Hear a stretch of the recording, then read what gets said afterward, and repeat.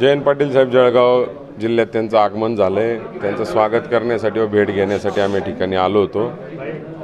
काही मार्गदर्शनपर सूचना त्यांच्याकडून मिळाल्या।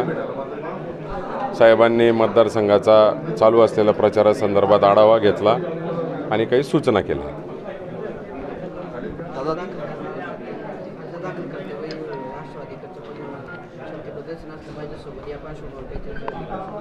नाही, 24 तारखेला आम्ही अर्ज दाखल करण्याचं त्या ठिकाणी आज उद्याकडे निश्चित होईल। त्याला पाटील साहेबांनी वेळ देण्याचं देखील आम्हाला आश्वासन दिलेलं आहे। त्यांनाही आम्ही विनंती केली की आपण 24 तारखेला आमच्या फॉर्म भरण्याच्या ठिकाणी वेळ दिला तर बरं होईल। त्यालाही त्यांनी आश्वस्त केलेलं आहे। आदित्य साहेब आणि राऊत साहेबांनाही आम्ही प्रयत्न करतोय। शेड्यूल त्यांचं झालं की आपल्याला तसं कळवण्यात येईल। ज्या हॉटेलमध्ये आपली बैठक होती तिथं तातडीची भाजपची आणि इतर पक्षांची बैठक आहे, त्याच्याबद्दल कल्पना नाही। म्हणजे ज्या हॉटेलमध्ये आपली जयंत पाटील साहेबांची बैठक चालू आहे त्याच ठिकाणी खालच्या माळ्यावर भाजपच्या बैठकीची सुरुवात केली नाही, मला खरं कल्पना नाही। मी कालच त्या ठिकाणी बोललोय की अशी कोणती पद्धत आहे, स्थानिक उमेदवारावर देखील अवलंबून असतं। नुसतं काही नॅशनल इश्यूजवर मतदान पडत नाही।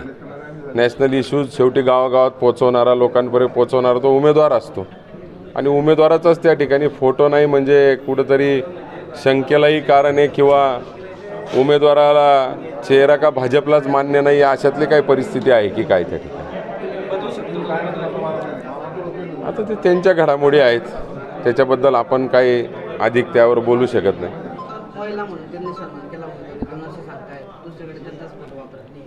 नक्कीच तो अपमानच आहे। नाही, उमेदवाराचा फोटो नाही आपल्या पक्षाच्या बॅनरमध्ये ही खूप मोठी गोष्ट आणि मला वाटतं मी तरी माझ्या राजकारणात पहिल्यांदाच अशी घटना बघतो आहे। लोक देखील आश्चर्याने जळगाव शहरात संपूर्ण जिल्ह्यात सोशल मीडियाच्या माध्यमातून त्याच्यावर टीका होताना दिसते। लोक चर्चा करतायत की हे नक्की काय प्रकार लावलेला आहे।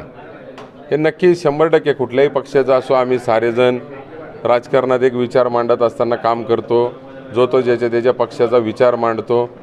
परंतु एक ताईंचा फोटो त्या ठिकाणी नाही हे नक्कीच मला देखील आश्चर्यकारक आहे। त्यांचं पहिल्यापासून मला वाटतं तेच धोरण दिसतं। इथं उमेदवाराशी घेणं देणंच नाही म्हणून चांगल्या उमेदवारांना कापतात, मध्येच कोणालाही देतात, मध्येच परत कोणाचं कापतात, मध्येच कोणालाही तिकीट, पुन्हा त्या ठिकाणी काही निर्णय घेतात।